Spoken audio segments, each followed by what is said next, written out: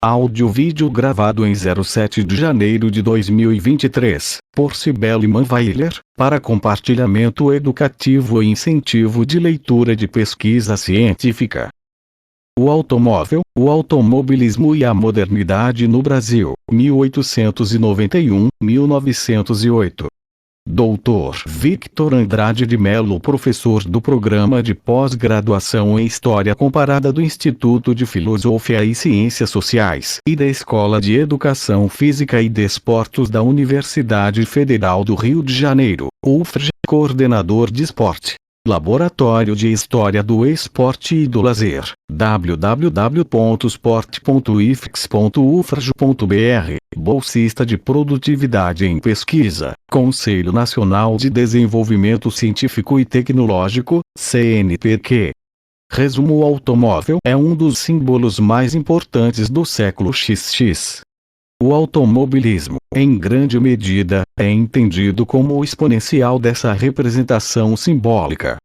Este artigo tem por objetivo, a partir de considerações sobre a chegada do automóvel e a configuração das práticas esportivas no Brasil na transição dos séculos XIX e XX, discutir os primeiros momentos do automobilismo no país, seus sentidos e significados naquele instante. A articulação das ideias de progresso, ciência, desafio, aventura. Argumentamos que o automobilismo nos permite lançar um olhar sobre nossa história, a partir da melhor compreensão do conjunto de dimensões simbólicas construídas ao redor de um novo artefato tecnológico: o automóvel. Palavras-chave: automobilismo, automóvel, história do esporte, modernidade. O automóvel é o criador da época vertiginosa em que tudo se faz depressa. Porque tudo se faz depressa, com o relógio na mão e ganhando vertiginosamente tempo ao tempo. Que ideia faremos do século passado?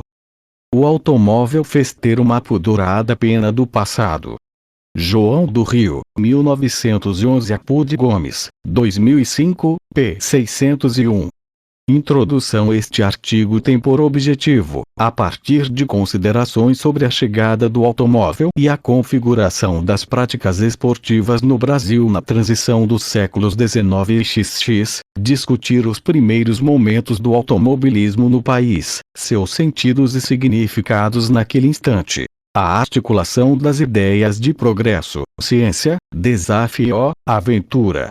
Centramos nossos esforços de investigação e interpretação nas cidades do Rio de Janeiro e São Paulo, pela importância que na época ocupavam no cenário nacional. A primeira, a capital federal, a que melhor encarnava as pretensões da modernidade. A segunda, uma das que mais rapidamente se industrializaria, já central nas decisões políticas. Além disso, em ambas identificamos as primeiras ocorrências do automobilismo brasileiro. Encarado como substituto e superação da natureza, de cavalos e da força humana, o automóvel é uma marca da chamada Segunda Revolução Industrial e um dos símbolos mais importantes do século XX. O automobilismo, em grande medida, é entendido como o exponencial dessa representação simbólica. Nesse quadro, o automobilismo deve ser entendido a partir de uma dupla dimensão. Não só o esporte das corridas de carros, considerando a ideia de campo esportivo de Pierre Bourdieu, 1983, como também o ato de utilizar o artefato automóvel, que, inclusive, inicialmente era encarado como uma atitude esportiva, nesse caso eminentemente relacionada a um estilo de vida moderno. Era como uma modalidade esportiva que os carros eram encarados em sua primeira aparição na cena urbana, importados pelos novos protagonistas sociais, o que contribuiu de forma decisiva para sua instantânea identificação como o clímax da modernidade. Shevchenko, 1998 a. p. 558. inserido no contexto social, cultural, político e econômico do Brasil da transição dos séculos XIX e XX, argumentamos que o automobilismo nos permite lançar um olhar sobre nossa história, a partir da melhor compreensão do conjunto de dimensões simbólicas construídas ao redor de um novo artefato tecnológico, o automóvel. Trata-se de uma mirada sobre o processo de modernização do país, de sua entrada na modernidade. O desejo de ser moderno. O automóvel é o símbolo por excelência do moderno no início do século XX. Sua chegada a diferentes partes do mundo ilustra a trajetória irresistível da mobilidade. Chega a máquina bufante, o novo sáurio mecânico, o carro de fogo, envolvido numa nuvem de pó. E montado no cavalo mecânico chega o mensageiro da motorização. Enquanto o arauto medieval levava mensagens, determinava as festas de cavalaria e organizava os registros da nobreza, o piloto introduz o não visto e o estranho, na forma de antecipação do futuro. Vem de longe anunciando grande transformação. Jussi, 2004, p. 263. A influência e o impacto de novas invenções é uma das características marcantes do rápido conjunto de mudanças em curso no decorrer do século XIX, notadamente na Europa e nos Estados Unidos, um processo que não demorou a ter reflexos em outros países, inclusive no Brasil. Esses novos artefatos, mais do que injunções de natureza econômica, contribuem para a reestruturação da forma de viver, tanto porque facilitam o cotidiano dos indivíduos, ainda que inicialmente tenham sido mesmo os membros das elites os que podiam ter acesso a essas novas benesses modernas, quanto porque explicitam símbolos que expressam a construção de um novo ideário. 2. Ideias caras à modernidade relacionam-se a esses novos objetos, que, na verdade, comumente geram práticas ao seu redor. A ciência, o progresso, a velocidade, a fugacidade, a mobilidade. O avanço tecnológico não influenciava somente os momentos do trabalho, mas também o tempo da diversão. Aliás, uma decorrência do desenvolvimento do modelo de produção fabril foi exatamente o estabelecimento de fronteiras mais claras entre os dois momentos. Nesse cenário, inclusive em função do crescimento das cidades, outra decorrência das mudanças dos parâmetros econômicos, e com a valorização do espaço público como locus privilegiado de vivências sociais, as atividades de lazer ganham destaque. 3. Articulava-se, assim, tecnologia, progresso, ciência, diversão.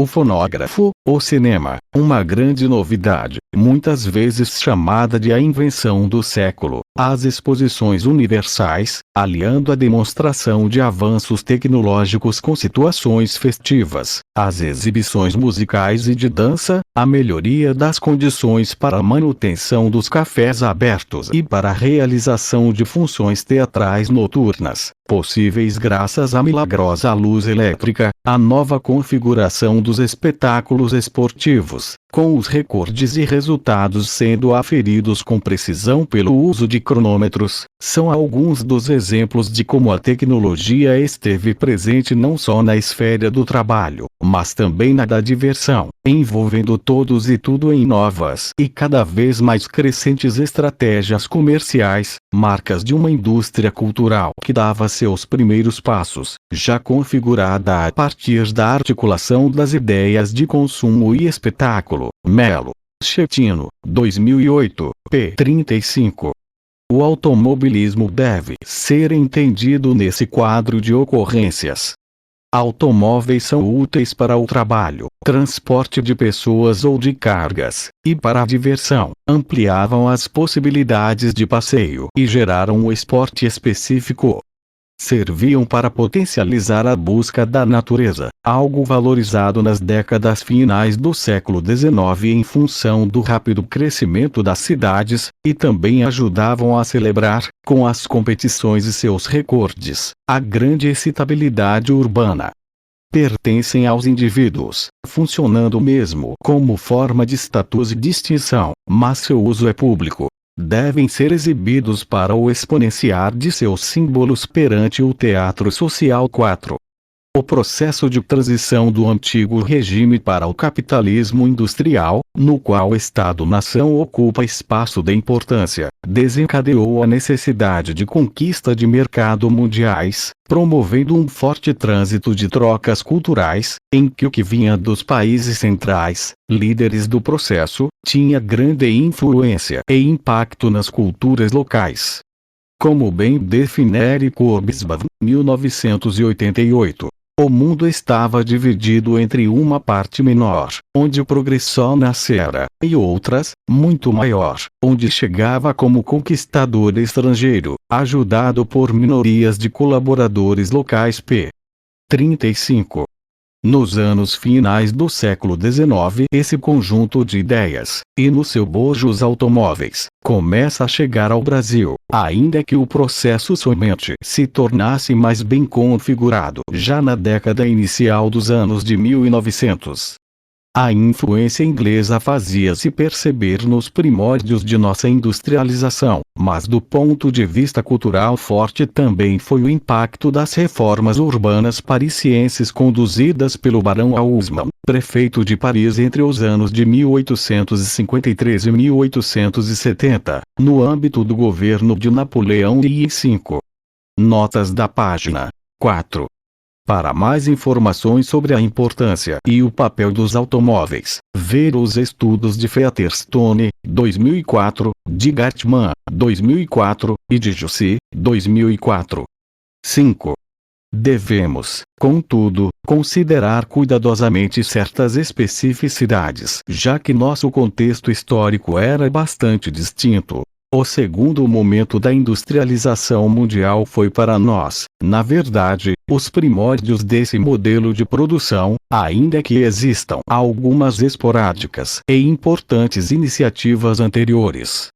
O Rio de Janeiro, capital do Brasil àquela altura, incorporava plenamente o papel da metrópole, sede do governo, centro cultural, foco do desenvolvimento, irradiadora dos novos hábitos e costumes. Nessa cidade identificamos claramente um processo de busca do espaço público como locus de vivência social e de valorização das atividades de lazer, obviamente com peculiaridades e diferenças do que ocorria no cenário europeu. 6. Em São Paulo, que assumiria o papel de liderança econômica do país, o mesmo processo pode ser observado.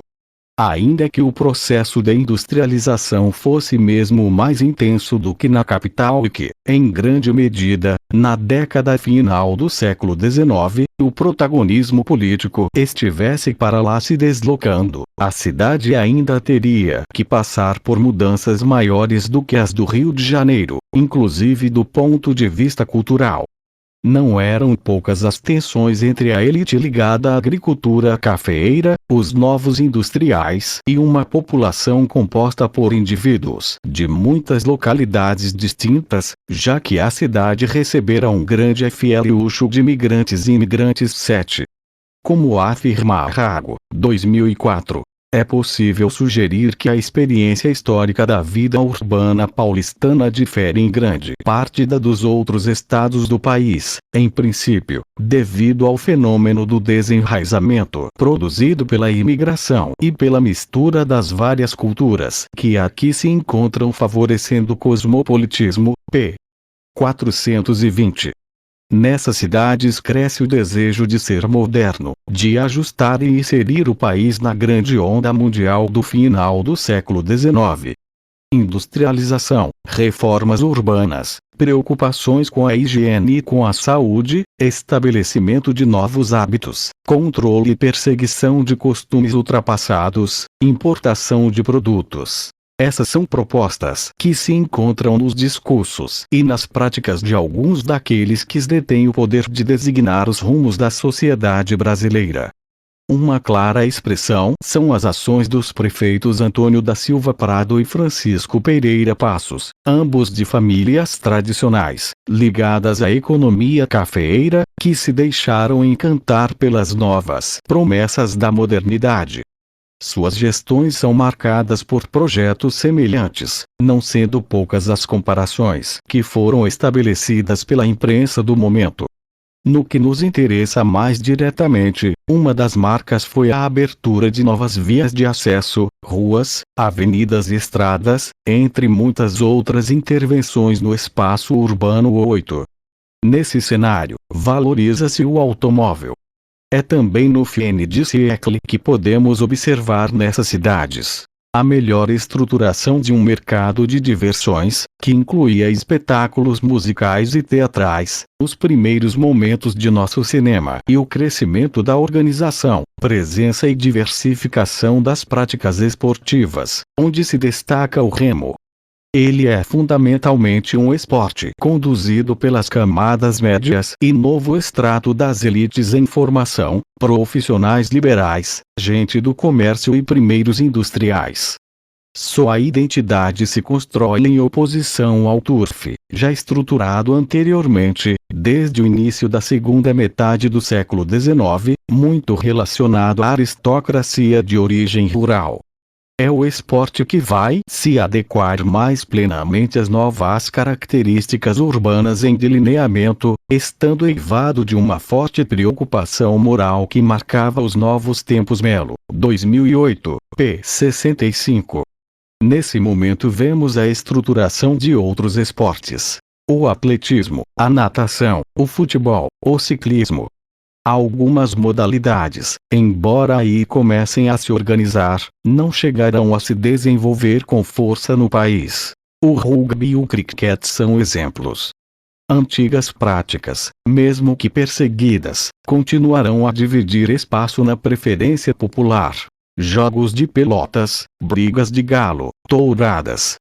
Os esportes passam a ser entendidos como um estilo de vida, adequado aos que se pretendiam modernos, expressão dos novos tempos, novos hábitos e de uma nova relação com o corpo, com a higiene e com a saúde. Sinal de um novo conjunto de símbolos valorizados. Melo, 2001.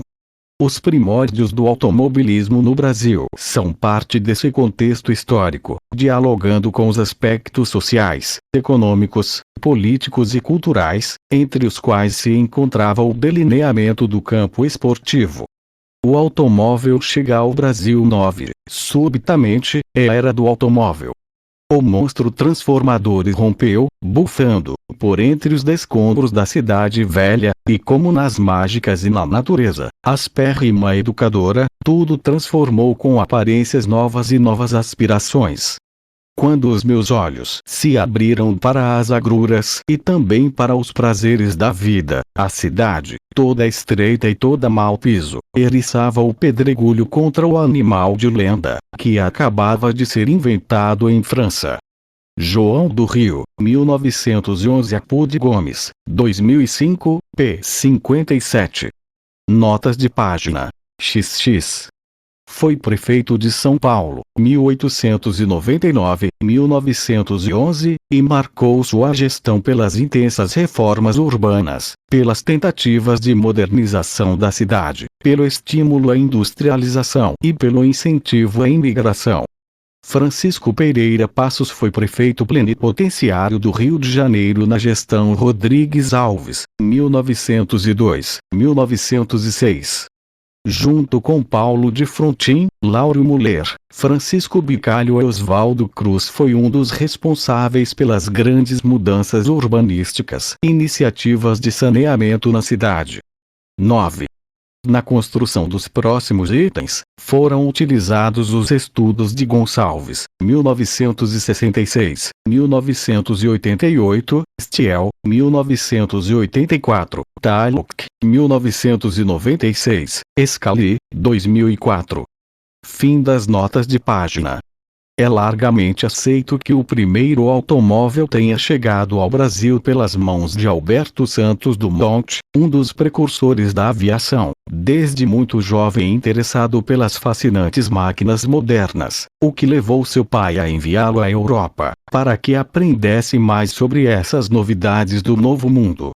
Em Paris, Dumont acompanhara com fascínio o desenvolvimento dos motores de explosão, tanto pelo gosto pela velocidade e pela aventura que cercava os novos automóveis, quanto porque vislumbrava aí uma possibilidade de resolver seus problemas técnicos relativos ao seu intuito de criar máquinas de voar. Em 1890, adquire seu primeiro carro, um Peugeot. Dumont adquiriu muitos outros veículos e sempre os usou como laboratório para seus inventos, chegando a dar significativas contribuições para o aperfeiçoamento dos motores.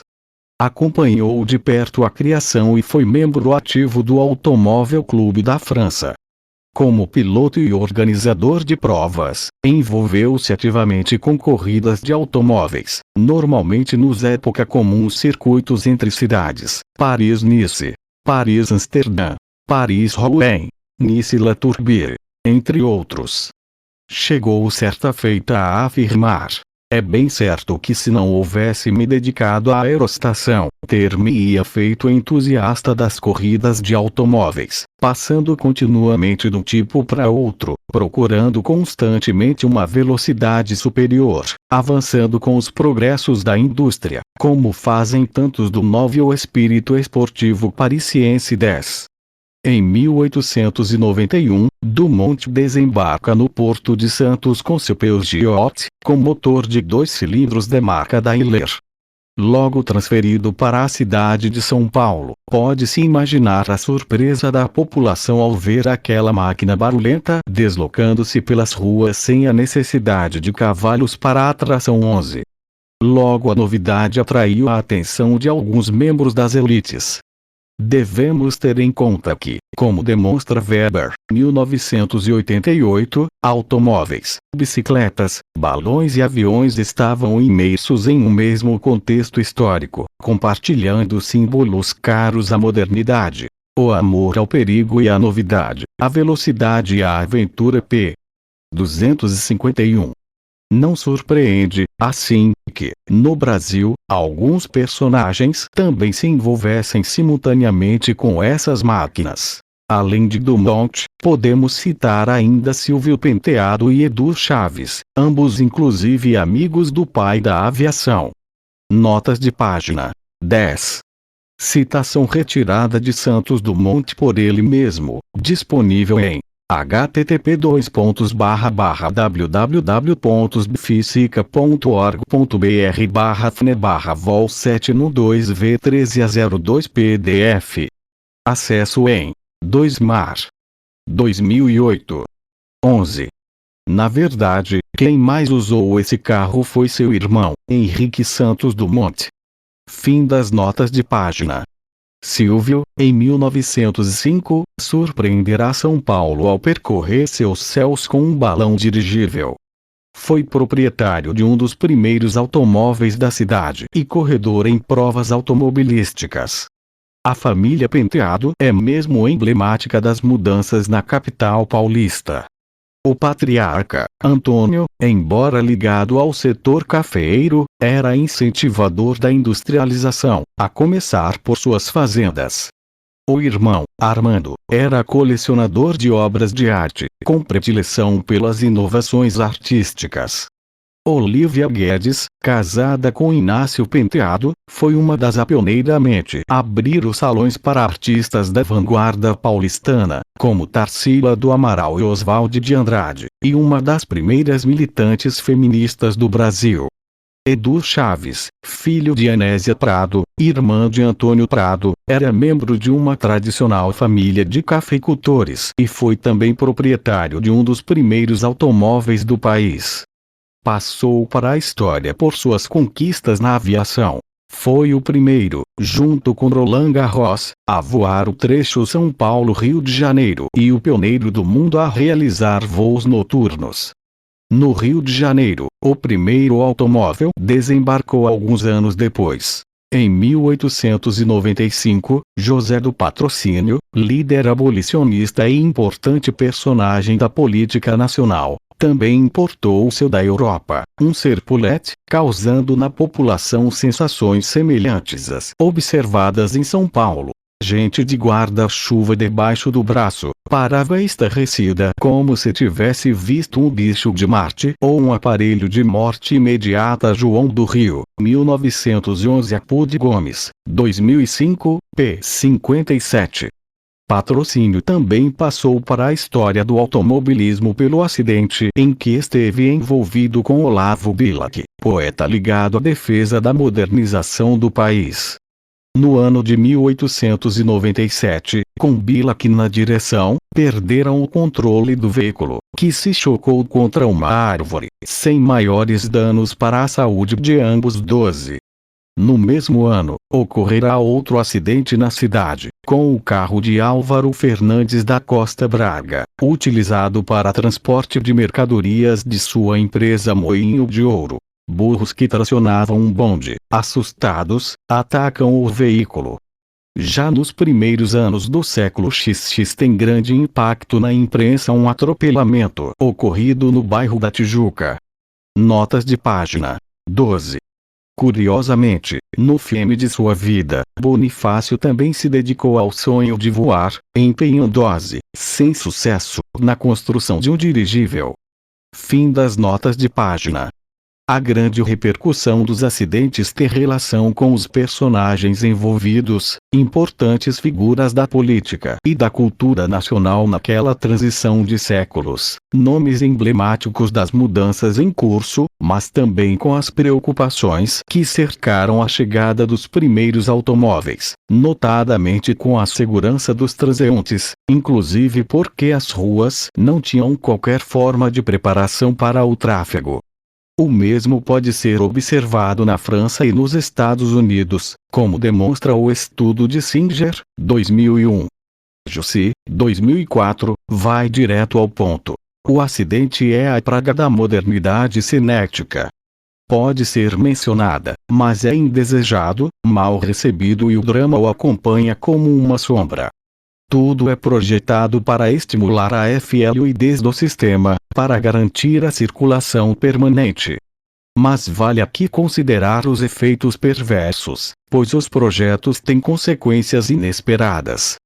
É quando os técnicos são chamados para resolver imprevistos. Somos perseguidos pelo fantasma da tecnologia fora de controle. p. 78.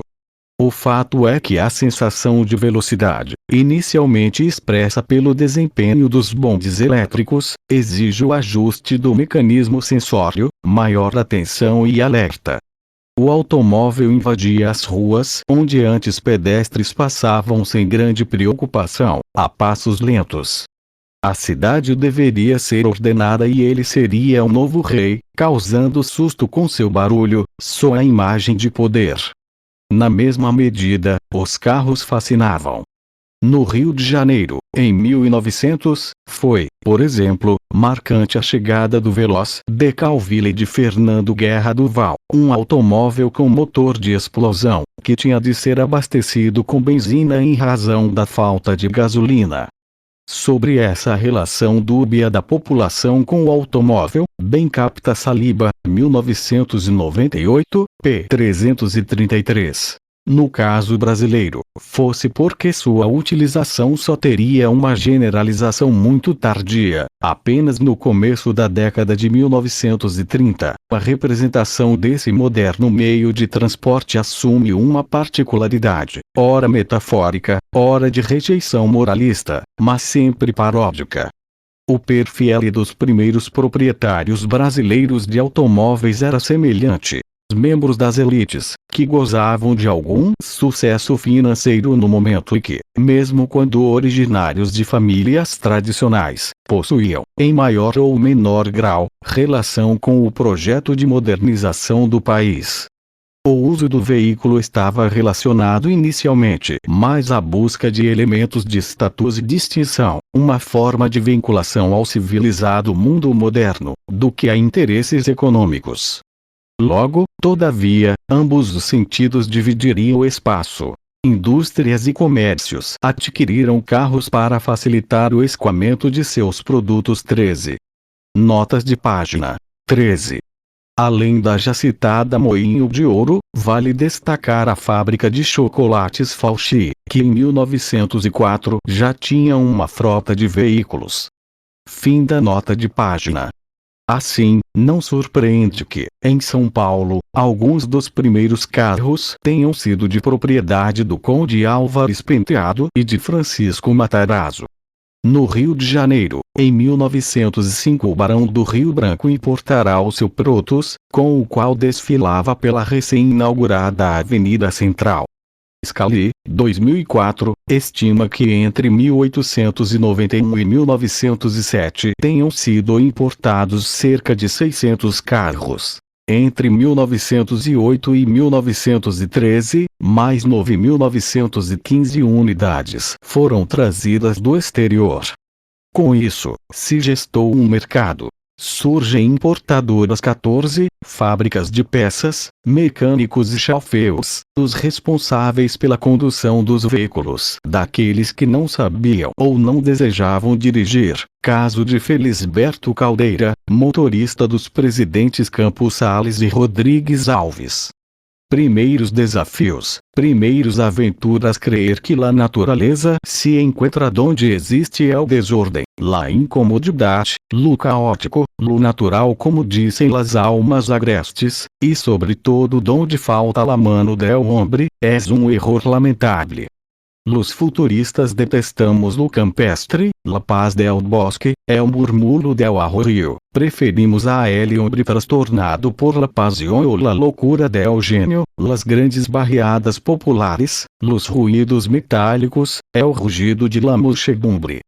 Las pistas, las competições atléticas, las carreiras nos exaltam. La meta es para nosotros é o maravilhoso símbolo de la modernidade. Boccioni, 2004, p. 17. No contexto antes narrado, não demoraria também a se desenvolver no Brasil outros usos para os carros, já correntes na Europa. Os desafios de longos percursos e as corridas de automóveis. Logo no início do século XX são realizadas algumas corridas, duas das quais deixaram algum registro, ambas contando com poucos competidores e com breves percursos. Estima-se que foram desafios entre entusiastas e que já tenham atraído um bom público, curiosos com a grande novidade que chegava ao país. A primeira corrida ocorreu em São Paulo, em 1902, tendo como local o Hipódromo da Mooca. Foi vencida por José Paulino Nogueira Filho 15. A segunda foi realizada no Rio de Janeiro, em 1905. Entre os nomes dos pilotos, sabemos da participação de Willy Borgoff 16 e Primo Fiorese 17. Essa corrida foi organizada, por sugestão de Pereira Passos, para comemorar as obras de remodelação do Largo do Machado. Notas de página 14. Uma das primeiras foi a Rodovalho Icia, de propriedade de Antônio Prost Rodovalho, um dos pioneiros do comércio em São Paulo. 15. Membro de uma família de Campinas ligada ao comércio, ao ramo financeiro e aos primórdios da industrialização. Antimonarquistas e abolicionistas, os Nogueira estiveram engajados na busca da modernização do país. Nogueira Filho morou em Paris, onde conhecera o automóvel, e no Brasil esteve envolvido com movimentos importantes da sociedade paulistana, como a criação do Automóvel Clube de São Paulo e a fundação da Companhia Dramática de São Paulo. Fim das notas de página. Devemos lembrar que Passos esteve também envolvido com outros esportes, notadamente com remo, por ele entendido como uma forma de celebrar os novos tempos da sociedade brasileira. Mais ainda, tentara interferir no carnaval carioca, substituindo as antigas práticas tradicionais, notadamente as brincadeiras do entrudo e os batuques, pelo curso, com desfile de automóveis, a exemplo do que ocorria na Europa. Da mesma forma, realizou muitas batalhas das flores, mais uma inspiração francesa, um concurso entre carros que desfilavam ornados 18. Lembremos ainda que algumas de suas principais obras foram grandes avenidas, como a Central e a Beira-Mar, que deveriam simbolizar o moderno e o futuro. Para inaugurá-las, Passos percorreu de carro. Em 1908, um evento de grande impacto marca a história do automobilismo no país. A pioneira aventura automobilística em solos brasileiros. O fato é bastante simbólico. Um francês, o Conde Lesdain, já conhecido como desbravador por seus feitos na Ásia e na África, auxiliado por 3 outros franceses, Henri Trottet, Gaston Conti e Albert Vives, faz o percurso Rio de Janeiro-São Paulo, justamente as 2 cidades mais envolvidas com o automóvel, percorrendo 700 quilômetros em aproximadamente 35 dias. Para tal, fez uso de um brasier. Foi o segundo espanto que Lesdain causou na população. Anteriormente tinha subido o Corcovado de carro, o que atraiu a admiração e o investimento daqueles cariocas que já estavam envolvidos com o Automóvel Clube do Brasil, criado em 1907, no Rio de Janeiro, instalado na antiga sede do Clube Guanabarense, em Botafogo.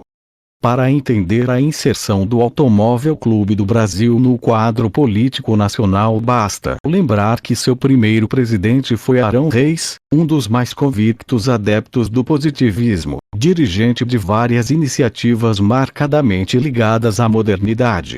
Foi um dos responsáveis pela introdução do bonde elétrico no país, diretor da companhia ferroviária, presidente de empresas e indústrias, urbanista e engenheiro em importantes obras, inclusive a instalação da nova capital mineira, Belo Horizonte, além de autor de vários artigos sobre a importância da eletricidade e das novas técnicas modernas. Notas de página 16. Alemão Willy Borghoff, foi o primeiro no Brasil a importar carros da marca Opel. Depois estabeleceu negócios de autopeças. Sua família deu seguimento tanto ao envolvimento com o ramo quanto à prática do automobilismo. 17. Fiorese foi um dos mais longevos pilotos do automobilismo nacional. Chegou a disputar a importante prova 1000 milhas de Interlagos, em 1956, quando já tinha 73 anos. 18. A Batalha de Flores também foi implantada por Antônio Prado em São Paulo. Fim de notas de página. Mais do que uma agremiação que organizaria um esporte, pensava-se em uma associação que articulasse os interesses econômicos da nação, os novos símbolos em construção para a sociedade que se desejava e o controle dos sentidos e significados de uma prática. Na verdade, o mesmo já se observara com Turf, cujos clubes argumentavam que um de seus intuitos era contribuir para o desenvolvimento da boa raça de cavalos brasileiros, e com Remo, cujos envolvidos argumentavam que um de seus interesses era o aperfeiçoamento da Marinha Nacional. Melo, 2001. Os jornais cariocas e paulistanos informaram que Lesdain e equipe, no trajeto, tiveram que dinamitar barreiras, enfrentaram problemas de gasolina, se perderam no percurso, encararam péssimas estradas e pontes caindo. É quase a narrativa de um filme de ação. A representação é de que se tratava de uma grande aventura, e realmente o era, pelas condições do caminho, o que fascinou a muitos. Ao chegarem a São Paulo, foram saudados pela população e recebidos com honra nas residências mais ilustres, onde inclusive se encontravam alguns daqueles que seriam responsáveis pelo desenvolvimento do automobilismo na cidade. Entre esses estava Antônio Prado Júnior, filho do prefeito Antônio Prado, dirigente de um importante clube, o Atlético Paulistano, um dos nomes mais importantes da nova geração de São Paulo. Tendo voltado de recente período na Europa, de lá trouxera o fascínio pelo automóvel e o desejo de contribuir para consolidar sua presença no país. Na verdade, Prado Júnior já estava envolvido com o ciclismo, com o futebol, com o atletismo, com o tênis, tendo sido um dos nomes mais importantes do esporte paulistano e brasileiro até a década de 1930, quando esteve ainda envolvido com a criação do Comitê Olímpico Nacional e foi membro do Comitê Olímpico Internacional 20. Leisdain anunciara que o próximo desafio era ir de São Paulo a Santos de carro. Prado Júnior e um grupo decidem realizar desafio semelhante ainda no mesmo ano de 1908.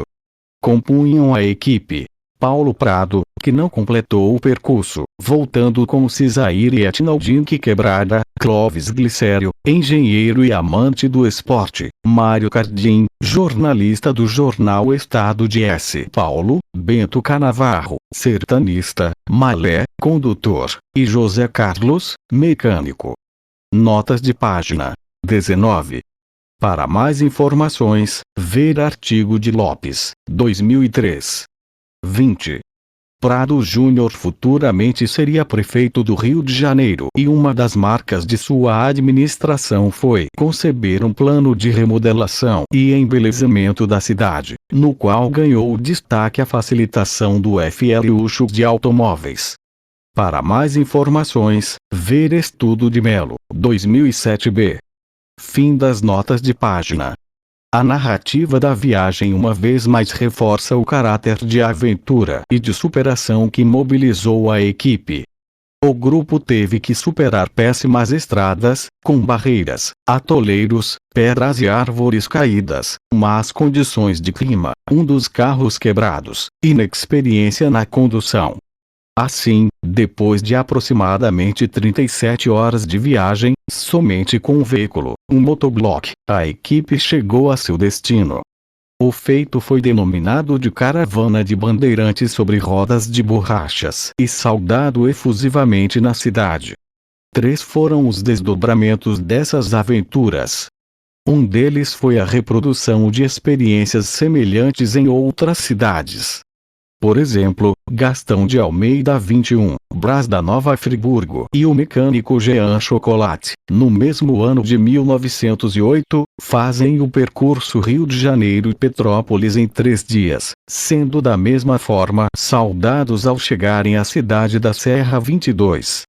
Outro foi a criação do Automóvel Clube de São Paulo, em 1908, já tendo em vista a preparação de uma corrida de automóveis, o terceiro desdobramento.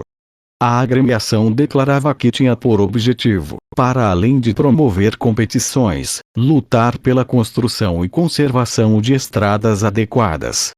No âmbito desse clube também estavam presentes as tensões do cenário paulistano daquele momento.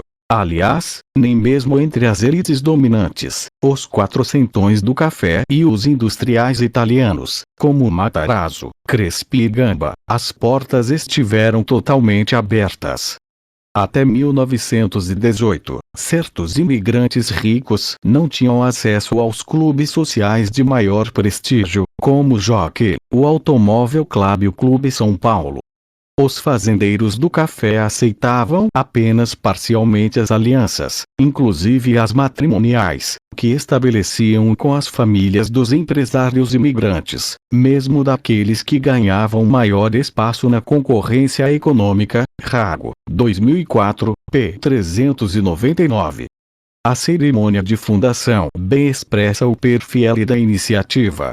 No Palacete Martínico, primeiro edifício de escritórios da cidade, futura sede da Companhia de Eletricidade Light, do jornal Estado de S. Paulo e de várias instituições financeiras, reuniram-se nomes de destaque da política e economia paulistanas, entre os quais o já citado Antônio Prado Júnior, entre outros tantos dessa família, inclusive seu pai, Antônio de Pádua Salles, deputado e um dos líderes da Guerra Civil de 1932, o já citado engenheiro Clóvis Glicério, Edgar Conceição e Numa de Oliveira, 2 dos futuros organizadores da Semana de Arte Moderna de 1922, o já citado José Paulino Nogueira Filho, e 2 representantes da família Penteado, os irmãos Silvio e Armando.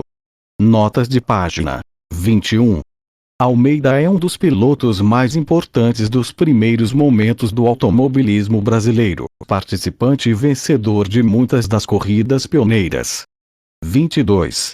Para mais informações, ver o acervo histórico de Gabriel Kopeck Reis, disponível em http://www.earp.artur.no.br/defaults.htm. Acesso em 10 mar 2008. Outras informações também disponíveis no sítio do Instituto Histórico de Petrópolis. http://www.ip.org.br. Fim da nota de página. Foi esse grupo que organizou a primeira corrida de automóveis mais estruturada do Brasil, o Circuito de Itapecerica, realizado ainda em 1908, assunto para um outro estudo. 23. Conclusão: a chegada dos automóveis tem um impacto significativo no imaginário da população, inclusive nas percepções e sensibilidades cotidianas. A crescente excitabilidade pública cerca a todos em um frenesi do qual poucos escapam. O automobilismo é um índice e indicador desse processo e tem relação inclusive com o conjunto de mudanças corporais e de vestimenta em curso. Santana, 2001. O carro ainda era uma novidade, mas cada vez mais se fazia notável. O automóvel e o automobilismo, nos anos finais da década inicial do século XX, viveram um primeiro momento de popularidade. Em 1907, por exemplo, é lançada uma das mais importantes revistas da época, cujo intuito era exatamente apresentar um panorama da nova sociedade e sua excitabilidade pública, os novos costumes. Uma revista da moda, FM, como nome adotou uma onomatopeia ligada ao automóvel, Fonfon. Na Fonfon e nas outras revistas da ocasião, os carros seriam constantemente retratados pelos novos ilustradores, marcas de um tempo em que o avanço tecnológico permitia uma reprodução mais adequada de imagens. Entre eles, J. Carlos, Calixto e Raul Pederneiras. No cinema, o esporte é pela primeira vez exibido em 1908, um curta sobre o circuito de Itapecerica. Logo ele estaria também presente na obra de literatos como João do Rio e Lima Barreto. Não surpreende, assim, que, nos anos iniciais da década de 1910, João do Rio vá comentar: um simples mortal há 20 anos passados seria incapaz de compreender, apesar de todas as letras e as palavras por inteiro. Hoje, nós ouvimos diálogos bizarros. Foste ao ACB? Yes, marca da fábrica. Fiat 60 HP. Tenho que escrever ao Acotuco que, em palestra, disse ligando as letras em palavras de aspecto volapukkeano, mas que traduzido para o vulgar significa que o cavaleiro tem uma máquina da fábrica italiana de automóveis de Turim, da força de 60 cavalos, e que vão escrever para o automóvel claro do Reino Unido. 1911. Apud Gomes, 2005, p. 59. FM, nos anos iniciais do século XX, as cidades do Rio de Janeiro e São Paulo já conviviam com novos nomes: Renault, Peugeot, Fiat, Daimler, Delage, Mercedes-Benz, Alfa Romeo, Bugatti, Delage, entre outros. O mundo de 4 rodas e da velocidade desembarcava definitivamente no país. Estava inaugurada a era do automóvel e do automobilismo brasileiro. Referências Bourdieu, p. Como é possível ser esportivo? In. Questões de Sociologia. Rio de Janeiro. Marco 0, 1983. p. 136, 163. Boccioni, U. Estética e Arte Futuristas. Barcelona. Quadernos Crema, 2004. Bruno, E.S. História e Tradições da Cidade de São Paulo. São Paulo. Ocitec, 1991. Charney, L. Schwartz, V. Orgs. O cinema e a invenção da vida moderna. São Paulo.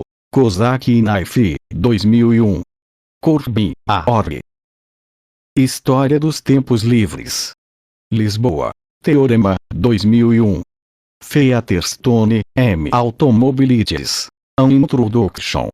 Theory, Culture e Society, V. 21, N. 4, 5, P. 1, 24, 2004. Gartman, The Triages of the Automobile. The Cultural Logics of the Car. Theory, Culture e Society, V. 21, N. 4, 5, P. 169, 195, 2004. Jussi, G. A Vida Cultural do Automóvel. Rio de Janeiro. Civilização Brasileira, 2004. Gomes, R. Nossos Clássicos, João do Rio. Rio de Janeiro. Agir, 2005. Gonçalves, V.C. Automóveis no Brasil, 1893-1966. São Paulo. Editora do Automóvel, 1966. A primeira corrida na América do Sul. São Paulo. Empresa das Artes, 1988. Hobsbawm e a Era dos Impérios. São Paulo. Paz e Terra, 1988. Lopes, H.M. Aaron Reis. Pensamento econômico, social e político de inspiração positivista. Revista Eletrônica de Economia, V1, N1, Mar. 2003. Disponível em http://www.vianage.edu.br/revista/eco/doc/artigo 00003 PDF. Acesso em 14 Mar. 2008. Melo, V.A.D. Cidade Esportiva. Primórdios do Esporte no Rio de Janeiro. Rio de Janeiro. Relume do Mará/FAPERJ, 2001. Dicionário de História do Esporte, século XIX e início do século XX. Campinas. Autores Associados, 2007. Antes de Fittipaldi, Piquet e Senna. O automobilismo no Brasil, 1908-1954. Rio de Janeiro. S.Ed. 2007b, mimeografado.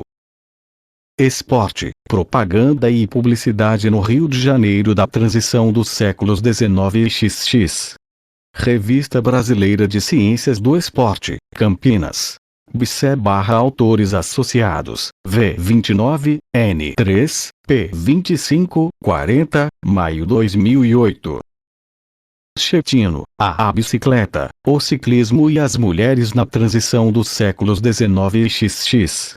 Estudos Feministas, V16, 2008, no Prelo. Migranda, CRTD.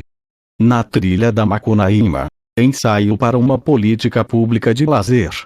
Dissertação, mestrado em História, Universidade Estadual de Campinas, Campinas, 2004. Nedeu, J.D. Belle Époque Tropical. São Paulo. Companhia das Letras, 1993. Rago, M. A Invenção do Cotidiano na Metrópole. Sociabilidade e Lazer em São Paulo, 1900-1950. In. Porta, P.Org. História da cidade de São Paulo. São Paulo. Paz e Terra, 2004. P. 387-436. Saliba, E.T. A Dimensão Cômica da Vida Privada na República. In. Sevcenco, N.Org. A História da Vida Privada no Brasil. Da Belle Époque à Era do Rádio. São Paulo. Companhia das Letras, 1998. P. 289-366. Santana, D.B.D. Corpos de Passagem. Ensaio sobre a Subjetividade Contemporânea. São Paulo. Estação Liberdade, 2001. Scali, Paulo. Circuitos de Rua, 1908-1958. Porto Alegre. Imagens da Terra, 2004. Sevcenco, N. A Capital Irradiante. Técnica, Ritmos e Ritos do Rio. In. Org. A história da vida privada no Brasil. Da bela época à era do rádio. São Paulo. Companhia das Letras, 1998. P. 513, 620. O Prelúdio Republicano, Astúcias da Ordem e Ilusões do Progresso. In. Org. A história da vida privada no Brasil. Da bela época à era do rádio. São Paulo. Companhia das Letras, 1998 B. P. 7, 48. Singer, B. Modernidade, hiperestímulo e início do sensacionalismo. In. Charney, L. Schwartz, V. Orgs. O cinema e a invenção da vida moderna. São Paulo. Kozak e Naif, 2001. P. 115, 150. Stiel, W. C. História do transporte urbano no Brasil. São Paulo. Editora Pini/Ebitu, 1984. Taluk, A.C. É o automóvel em América del Sur. Orígenes, Argentina, Brasil, Paraguai, Uruguai. Montevidéu. Edições de La Banda Oriental, 1996. Weber, E. França Fienne de Siècle. São Paulo. Companhia das Letras, 1988. Áudio-vídeo gravado em 07 de janeiro de 2023, por Cibele Manweiler, para compartilhamento educativo e incentivo de leitura de pesquisa científica.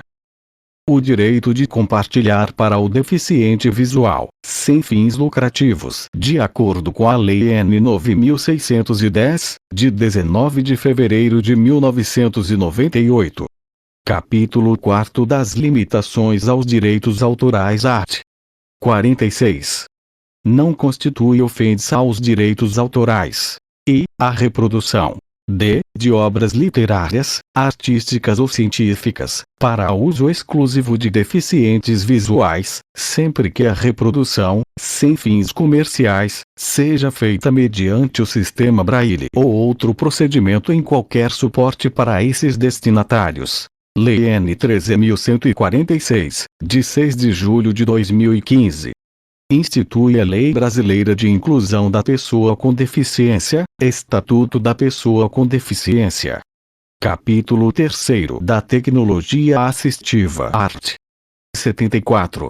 É garantido à pessoa com deficiência acesso a produtos, recursos, estratégias, práticas, processos, métodos e serviços de tecnologia assistiva que maximizem sua autonomia, mobilidade pessoal e qualidade de vida. Capítulo 4 do Direito à Educação art. 27. A educação constitui direito da pessoa com deficiência, assegurado sistema educacional inclusivo em todos os níveis e aprendizado ao longo de toda a vida, de forma a alcançar o máximo desenvolvimento possível de seus talentos e habilidades físicas, sensoriais, intelectuais e sociais, segundo suas características, interesses e necessidades de aprendizagem. Ainda para a atualização, a Comissão dos Direitos das Pessoas com Deficiência aprovou proposta que exige, nas bibliotecas públicas, a oferta de publicações acessíveis às pessoas com deficiência visual, como audiolivros, e de tecnologias que permitam o acesso ao texto escrito por vias alternativas. Fonte: Agência Câmara de Notícias. Capítulo 9 do Direito à Cultura, ao Esporte, ao Turismo e ao Lazer art. 42.